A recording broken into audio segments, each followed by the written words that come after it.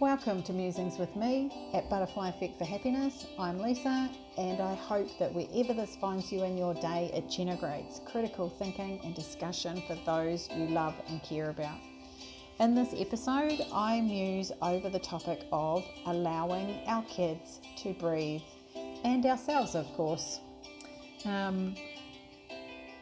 I was listening to a couple of business Q&As with my mentor Kate Ruby Aroha today, and she answered a question around losing your mojo in one of them and spoke about zooming out on your business in another.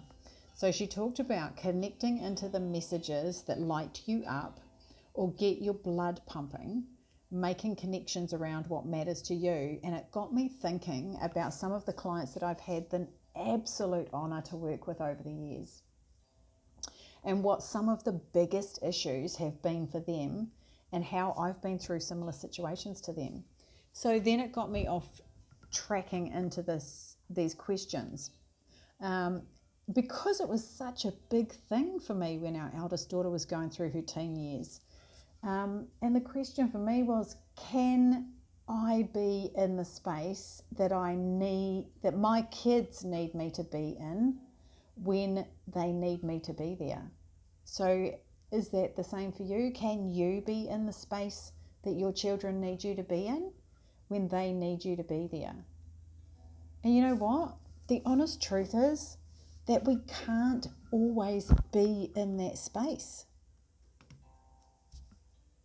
because we're dealing with our own shit at the time as well. And here's where I pop in a wee bit of a metaphor. Love me a metaphor or two. Sometimes we can't help our kids breathe because we aren't breathing properly ourselves. Maybe we are so focused on where this train wreck is headed that we cannot be in the space to breathe or to help our kids find their own rhythm of breath. And I'll tell you why I use this metaphor. I had a literal experience of this around the time we were moving house, coming up 6 years ago now, and our daughter was coming up 17. So we were living with friends and spending a lot of time looking at houses so we could get out from under their feet. Not to mention running around to work and school. I was still studying then, and I was also running a cake decorating business from somebody else's kitchen, which is not ideal, but I was super grateful that we had somewhere to live at the time. So during this time, our daughter ended up with what we thought was a cold, which actually turned out to be influenza A and sepsis. So yeah, it was definitely a biggie, and we were not expecting it. But this is where I jump into a little bit of story around this to give you some background. I had checked on her before I left to go and get her brothers from school and thought she felt hot. So I checked her and I took some layers off and checked that she was breathing easily enough, and then left to make the drive to pick the boys up and bring them back. 30-minute drive, by the way. And as the boys climbed into the car after school, I get a call from Lizzie, a very muffled and panicked call, which at first I couldn't understand, and she was telling me she couldn't breathe. And I'm like 30 minutes away and she is at home on her own telling me she can't breathe or catch her breath. So I begin to panic. I mean, shit, my firstborn baby is 30 minutes drive away and struggling to breathe with no one around. I asked if she had called the paramedics. She hadn't. Of course, you know, when you're in that space and you're unwell, first person to call is mum, if that is who your first person is. She hadn't. She called me first, and I was on the phone trying desperately to get her to calm down and take a breath, which of course wasn't working, and we were both getting more and more panicked and deeper into fear by the second. It's not a space I ever want to be back in, I can tell you honestly. So I asked her, And let's be real, hindsight's a wondrous thing, to walk next door to ask someone to help her. And she couldn't do that, duh. So then I asked her to call 000, which is the emergency number here in Australia. I hung up and called 000 as well. And the lady on the phone was an absolute legend. I have to do a shout out here to Queensland Ambulance Service. They have had our backs on several occasions, and the people on the end of the phone are just magic. They support you, they help you, they help keep you calm, and the ambos that turn up are just awesome. So they were awesome, and I'm so bloody grateful for the emergency services that we have here. So then I drove like a crazy woman on a mission to get to my baby. The paramedics were not going to be there soon enough for me, and I could not lose her. I am not, at any point, I am not advocating for driving whilst under stress or duress. In fact, that was the stupidest part of it for me. Holy shit balls. This was not my brightest moment, and I can appreciate how we as parents do things that we may or may not do if we weren't under pressure, both literal and imagined. So I ended up doing the drive in a lot less time than 30 minutes. 000 had received the call from our daughter as well. I flew into the driveway and into the house to find her, downstairs in the lounge, freaking out and trying desperately to catch her breath. And I could barely breathe myself. I was panicked about where the ambos were, or paramedics, and what would happen if they didn't get there in time. She was ridiculously hot. Like, she was, in that space of time, of that hour between me checking on her and getting back, she was through the roof hot, struggling to breathe, and I wasn't helping. I was asking her to slow down and take a breath. Her response was, I can't. Obviously she was breathing. She was answering me. But all I could focus on was her saying, I can't breathe. And I couldn't get her to come into a rhythm to slow down or catch her breath. So I called 000 and I let them support her to breathe. And that's what made me think, sometimes we are just simply too close to help our children catch their breath, like literally or figuratively. There's times when we need to get outside support and take our hands off the wheel and let those who know what they are doing take over steering what we feel is out of our control. Sometimes we're too much in the eye of the storm that we cannot see where we're going ourselves, let alone direct those who are caught up in the tornado that's spinning around us. And that's where we just have to let go and get someone else to help. I couldn't help her breathe. And the more I tried to, by telling, and you can substitute panicked yelling in there, by telling her what to do, the more frustrated and amplified the problem became, and the less she could breathe. When I sat back and handed the control over to the paramedic on the phone, things began to settle. I had to let go. I had to trust that those who had my daughter's best interest and well-being in mind knew what they were doing, and that she would work it out with them. And that little story made me think of, like, how often do we find ourselves stuck in the middle of dealing with our children's lives when we don't have the skills, we don't have maybe the techniques or equipment or strategies to help them get to where we know they are capable of being. So we keep going back and yelling at them, breathe. Meanwhile, our minds are racing ahead to what could go wrong or trawling back over what already has gone wrong. And we throw that into the mix as well. Then watch what could have possibly, and I stress possibly, teens have minds of their own, albeit one that is mid-restructure. But we then watch what could have possibly been much less of an issue spiral out of control. We follow them around, questioning them. What was your breath like today? Who was your breath with? How did it feel when you were breathing? Can't you see that if you breathe with those people, you aren't going to be able to breathe on your own? And then they yell back at us to be like, leave me alone. Oh, you don't know how it is. Stop talking to me. Let me work it out. And we continue to yell at them, breathe. And they stop breathing.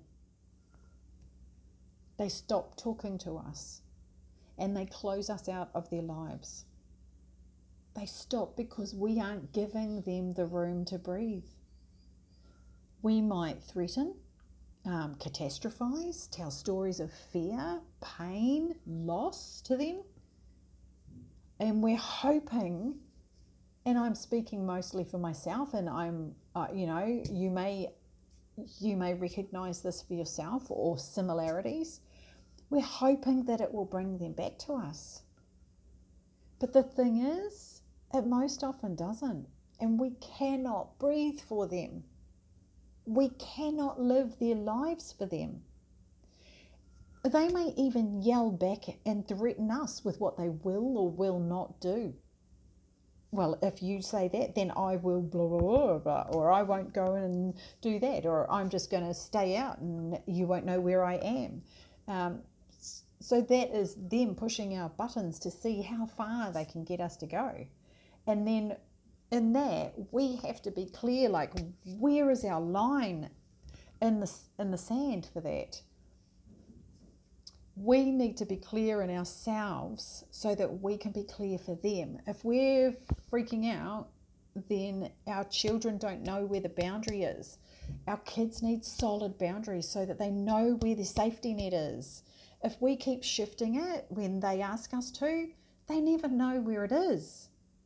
It has to be in the same place every time. And I'm not saying that it is always there. Where that boundary is as a 2-year-old is different to where it is as a 6-year-old, which is different to where it is as a 17-year-old.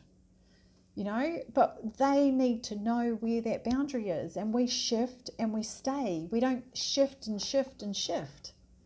It's their job to push against the boundary. It's our job not to shift it without consideration or reasoned negotiation. And I don't mean negotiating our values or beliefs or negotiating with threats. I mean reasoning, looking at where it needs to change and shifting it if it is realistic to shift it. But that's a whole other conversation and I could go on there, but that's not the point of this one. So we have to take our hands off the wheel and let them take their own wheel and or get the support they need from outside of us and trust that it will work. And then we let them use those supports and take the steps towards making change for themselves. And you know what the real beauty is of it all? Is that when we allow them to make those changes, albeit in small stages and through the support of somebody outside of ourselves, they end up feeling far more empowered and successful than when they do it because we have been shouting breathe at them. We have to learn to trust them and treat them as the wise beings that we hope they are ready to be. Our children live up or down to our expectations. And when we hold the space that they will find that wisdom within, they eventually do find it. And if we think of our children as being like rubber bands, another analogy, metaphor, whatever you want to call it, like rubber bands. And I heard this for the very first time. Men are from Mars, women are from Venus, and he talks about men being like rubber bands. And our I always think of our children being very similar. If we think of our children as being like rubber bands as they come into that time of stretching away from us, and they will stretch a little bit and stretch a little bit, they're checking out their boundaries, they're checking out like how safe it is to return, and stretch and return and stretch a little bit further and return.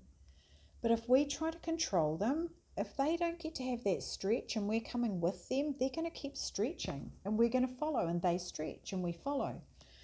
But we need to be that solid space, allow them to stretch and come back. Allow them to stretch and come back. If we don't allow them to stretch and we try to control it, it drives the separation further, and the resentment begins to grow in there too, and they stretch a bit further and they don't come back as far. And if we allow them to stretch, then like a rubber band, they will come back to us when they're ready or when they need us. If we keep trying to stop that expansion, then they stretch further and further and further, and then there's more likelihood that the rubber band will break under the tension. So trying to control the expansion and growth of our kids creates anxiety for us and worry for us, because we're trekking off into what if this happens, or what if this happens, or our brains like to rerun these things over and over and over. I mean, you may be the same and have been awake at night worrying about what is happening for your teen, or how are we going to deal with that. That's natural. But being there all the time creates a space of discomfort and fear for us, and we then put that on our children. We need to be solid. We need to be that safety, solid space for them as much as we possibly can. If we feel like we're coming from a space of love and care for them, and yes, we are in one sense. However, if we can trust their inner knowing, and that we've taught them to trust their instincts, then we can surrender to that and allow them to expand into who they need to be at the time. And sometimes that doesn't look like what we would hope for our children. Sometimes that may look to us like they're going to go way off track. But whose track are they going off? Are they going off their track, or are they going off our track? We've got this whole thing often that I know what is best, and if you do this, then this will happen, or this won't happen, and we're basing it on our experiences or the experience of people around us. But we're not allowing them to go out and make their own mistakes. So by being in the space of trusting our children, they have the capacity to not need to create that resistance as much, or stretch the rubber band so tightly against us, that because we've become a bit more relaxed about the who, the what, the where and how of our kids' lives. We're there, we're still there, we still have the boundaries, we're still solid, but we're not like in their lives all the time. They are becoming adults, but they don't know how to do that. So we stay stable, we remain solid, and we keep those boundaries unless we have those conversations around where we can shift that. And after all, the louder you yell breathe, the less they can breathe. And we cannot fill their lungs with our breath, or they'll never learn to breathe on their own. And we need to also let our kids experience consequences of life and how to come to terms with these. If we are constantly trying to prevent them from making mistakes, then when they do, and they will, they could end up in a situation they can't fix so easily. We as parents need to be teaching our children how to take a failure and find a solution. And I do not say this because I've got it all worked out. I have fucked up lots of times. Lots of times. And I say this stuff because this is where I've mucked up. And I can see post muck up, post failure, post growth, where it can be different from my other children, where I can parent differently, where I can guide differently, where I can step out or make that decision to step in. And after all, you know what? It is in our failures that we do the most growth. And to take it back to the breath metaphor, it is after feeling like we are drowning or nearly drowning that we appreciate how good it is to breathe and work out how we can avoid or improve that situation if it happened again. And you know, it's so interesting how these events can be catalyst for change within our whole family, within ourselves, how we operate, because essentially our beautiful children are like canaries in a cage. I use this analogy so many times. They are like the canary in the cage. You know, the miners had the cage with the canary in it, and they would go down to mine for precious metals or materials or whatever it was. And if there were toxic gases under the ground, the canary would die. Note, I am not advocating for abuse of animals at all. I'm using this as an analogy. But the canary would die, so the miners would know they needed to get out, that they needed to make change, that they needed to go somewhere different or do something differently. If we use our children, or not use our children, don't use your children, if we focus on our children as being the canaries in the cage, then they are showing us that there needs to be change, because what we have been doing has not been working. Maybe they are a mirror for ourselves.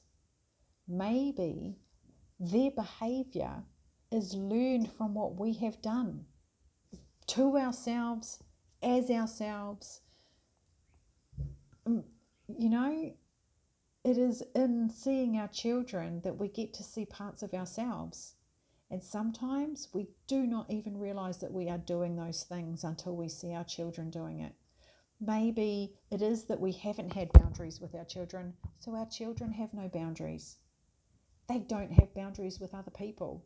Maybe we've had no self-respect, no self-worth, no self-value, and we've allowed everyone to walk all over us all the time and use us like a doormat. Our children are seeing that. They then go into the role of treating us the same. But what they also then do is they take on that role in other relationships, and they become the person who never says no, who has no self-worth, who has no boundaries, who has no self-confidence. Look at where your children are, and they will give you an indication of where you are at. You know, there may be underlying issues bubbling away in our families, which was true for our family, and we didn't even realize there were issues. You may not even realize there are issues. And it doesn't get brought to the surface until something like this happens. so it doesn't come into the light. And that's not a bad thing. It's not bad that it comes out. When we get to bring it into the light, we get to have a little bit more of a look at it.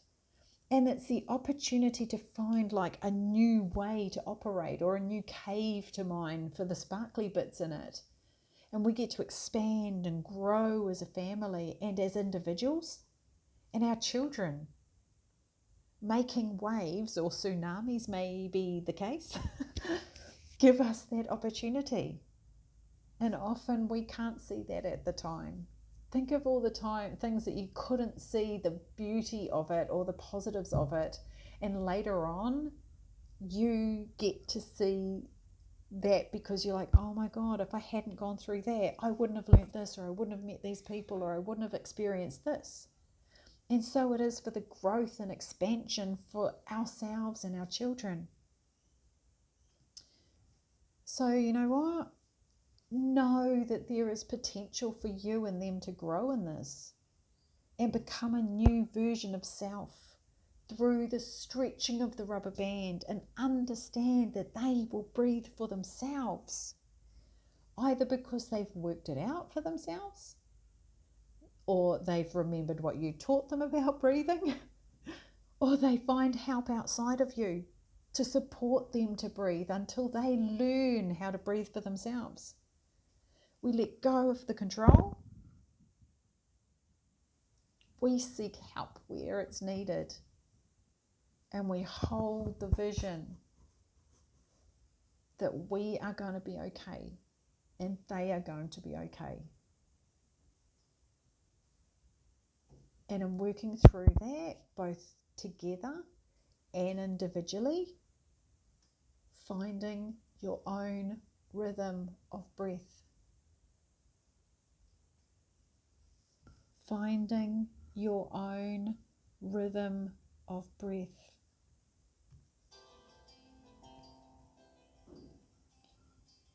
Find your own rhythm of breath. Find the support that you need. And if you need extra support, check out the links in the details.